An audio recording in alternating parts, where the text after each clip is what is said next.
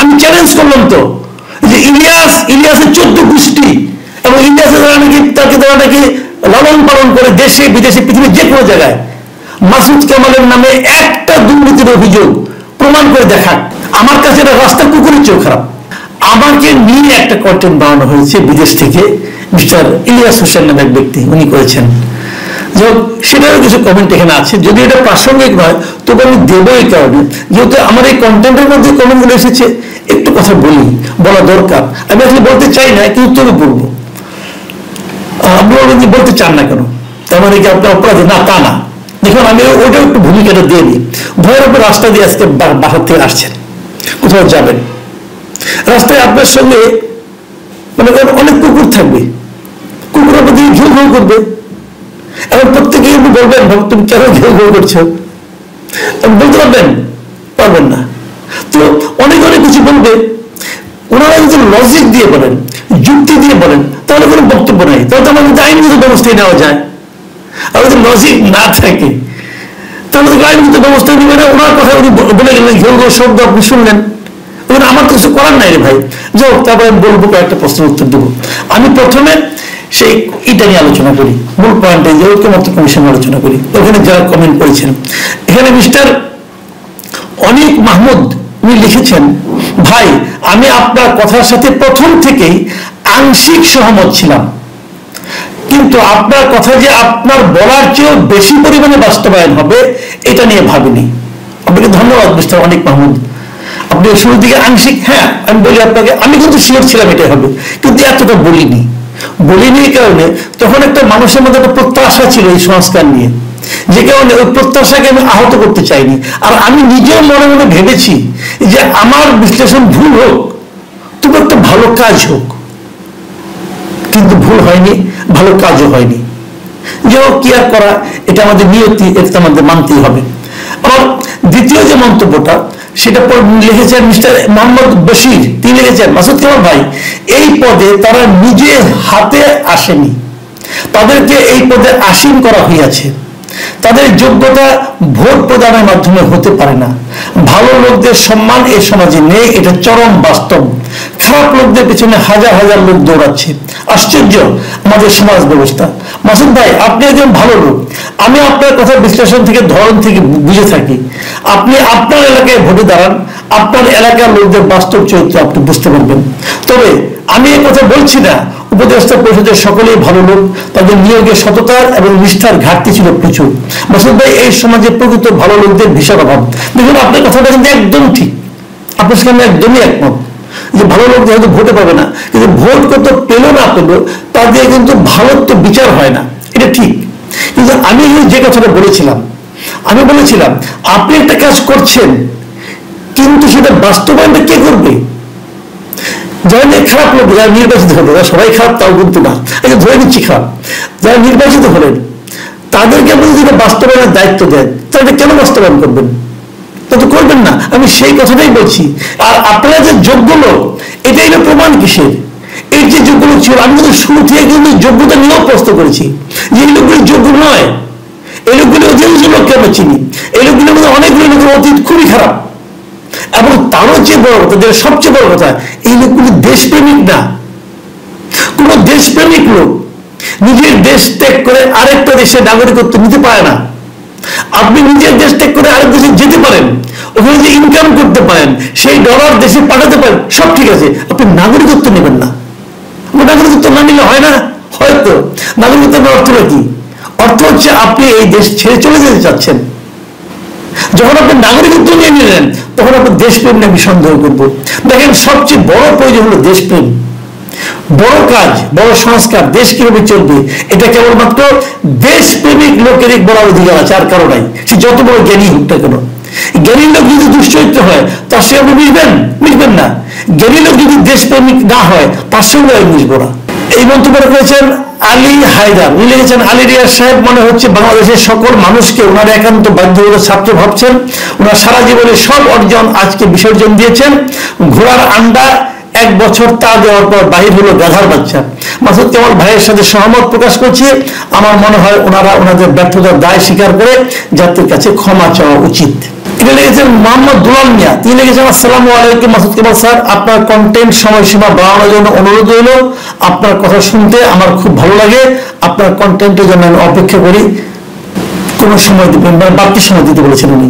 ভাই এটা আমি নিজেও ভাবি, কিন্তু সমস্যাটা হয় কি সবাই বাড়তি সময় শুনতে চায় না, যে কারণে আর তত ছোট তো হয় না, আমার মধ্যে 10-11 মিনিট হয়ে যায়। তো এবার আমি আসছি ওই বিদেশ থেকে ইলিয়াসের করা কন্টেন্ট নিয়ে, বেশ কয়েকটা আছে, আমি পরে একবার উত্তর দিচ্ছি।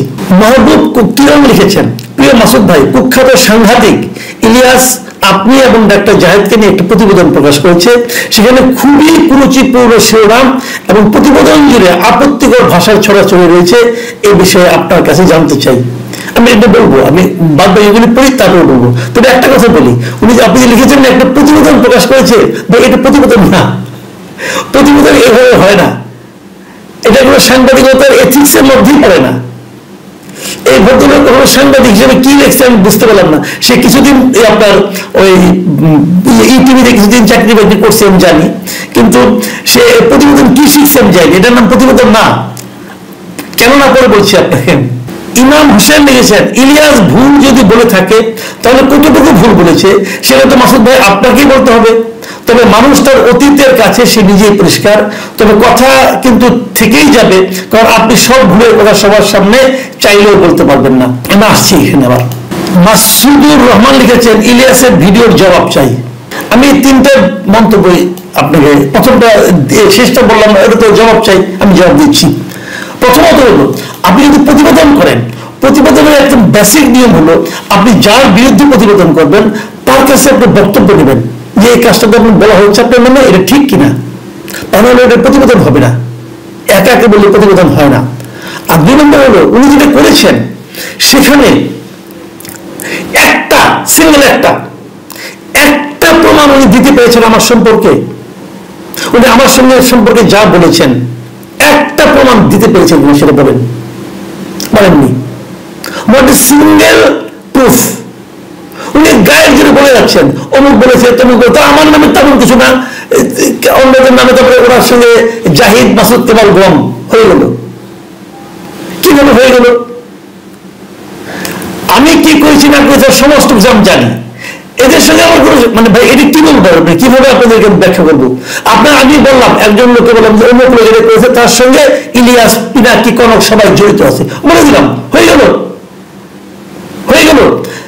ওই ইউনিভার্সিটির যে ইনভেস্টমেন্ট বড় হয়েছে, সেই ইউনিভার্সিটির যিনি ভাইস প্রেসিডেন্ট ছিলেন, ভাইস চেয়ারম্যান ছিলেন, উনি নাকি ওনার কোন খাতার মধ্যে, ডায়েরির মধ্যে অনেকগুলি নাম লিখেছেন। সেই নামের মধ্যে এক জায়গায় উনি মাসুদ কেমাল লিখেছেন। লিখতেই পারেন, ওনার সাথে আমার পরিচয় ছিল, মাঝে মাঝে আমাকে ফোন করেন, আমার সঙ্গে অনেকেই ফোন করেন। উনি যদি কোনো কারণে আমাকে ফোন করে থাকেন, করতেই পারেন।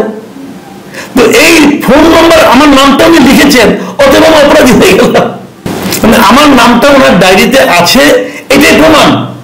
আচ্ছা ঠিক আছে, সাদিকার নিয়ে কথা বলা হয়েছে, সাদিকার ছবি দেওয়া হয়েছে। সাদিকার এটা চালাতেন কে? এটা ইউরোপিয়ান ইউনিভার্সিটি ছিলেন, ওটা চালাতেন মোস্তফা ফিরোজ সহ আরো কয়েকজন। মোস্তফা ফিরোজ আমার ব্যক্তিগত বন্ধু। ওনার ওই অনুষ্ঠানে উনি একটা টকশো করতেন, ওখানে আমাকে দাওয়াত দিয়েছেন, আমি সেই টকশো গিয়েছি। এই তো তার মানে সাদিকার লুটপাট করছি আমি? ভাই ওখানে তো অনেক লোক গেছে, সবাই লুটপাট করেছে। মানে এত মানে হালকা কথাবার্তা যদি কেউ বলতে পারে, সেটা একমাত্র এই ধরনের, মানে কি বলবো, উনি এটার নাম দিয়েছেন কি, যে ওটা অনুসন্ধান, তাই না? অনুসন্ধান। উনি এত অনুসন্ধানী সাংবাদিক, উনি জানেন না যে আমি কোথায় কতদিন সাংবাদিকতা করেছি। দেখুন আমার একটা ফেসবুক পেজ আছে, আমার ফেসবুকে আমার নামের সঙ্গে আমি কোথায় কোথায় চাকরি করেছি ডিটেইল লেখা আছে। ওটা ওপেন টু অল, ওখানে কোনো প্রাইভেটও না, এটা পৃথিবীর যে কেউ দেখতে পারে, আপনিও দেখতে পারেন, যে দেখেন ওখানে আমার নাম আছে এবং নামের পরে কোথায় কোন বছর থেকে কোন বছর পর্যন্ত সাংবাদিকতা করেছি সব নাম আছে। ওটা দেখলে তো বোঝা যায় আমি কোথায় কোথায় সাংবাদিকতা করেছি। আর এই ইলিয়াস সাহেব বলে কি আমি নাকি 71 ছাড়া আর কোথাও সাংবাদিকতা করি নাই, 71 নাকি আমাকে সাংবাদিক বানাইছে। ভাই ইলিয়াস, আপনার যারা বস ছিল তারা আমার সঙ্গে চাকরি করছে, তাদেরকে জিজ্ঞাসা করেন। ওটুকু জিজ্ঞাসা করার আপনার কোনো প্রয়োজন পড়ে নাই। পড়েটাই এই কারণে যে মিথ্যা বলতে গেলে না কোনো তথ্য লাগে না, যার তার নামে বলা যায় মিথ্যা কথা। বাস্তবতা হলো উনি দেশে থাকেন না। আমি ওনাকে চ্যালেঞ্জ করছি, ভাই দেশে আসেন। দেশে এসে আমার সঙ্গে বসেন। তখন আপনি যেগুলো বলেছেন, আপনি যে মিথ্যা বলেছেন, মানুষের মানহানি করেছেন, যাকে তাকে যাতে বলেছেন, ওখানে যে লোকগুলো সম্পর্কে আপনি বলেছেন, তাদের সঙ্গে আপনার কোনো ধারণা আছে? কোনো ধারণা আছে এই লোকগুলোর? তো আপনি দেশে আসেন, এসে বসে আলাপ করেন। আপনি পারলে, আমি আপনার বলছেন যে 50 কোটি টাকা তাকে করছি, এই ওখান থেকে নেওয়া হয়েছে। ভাই আমি তো মানে কি, আমার বউ মাঝে মাঝে আজকে বলতেছে যে তুমি যে 50 কোটি টাকা আনলা, টাকাগুলি কই? টাকাগুলি দেখলাম না তো।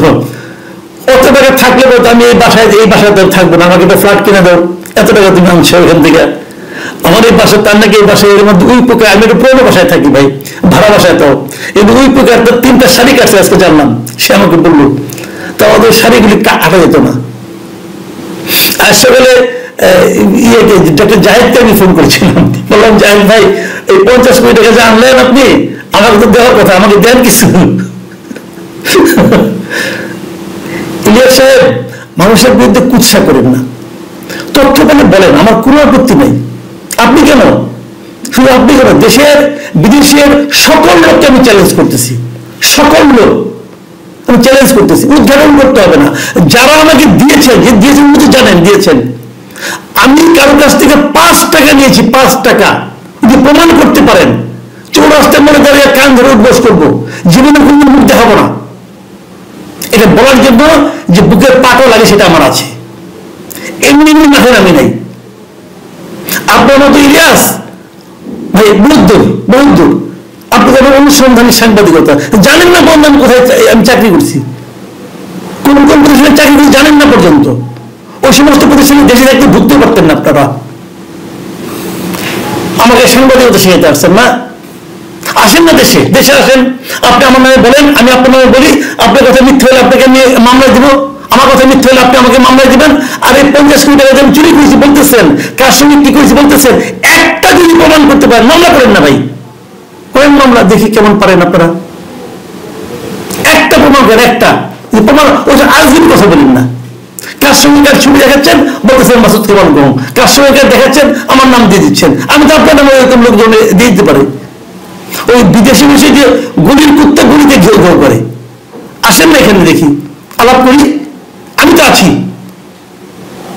আছি।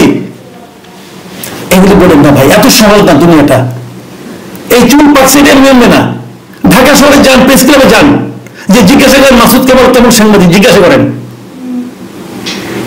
বড় এটা বলবেন বেয়াদব মুখের উপরে কথা বলে, মুরব্বী টুরব্বি মানে না, সত্য কথা ফটফট বলে দেয়, এটুকু বলবে।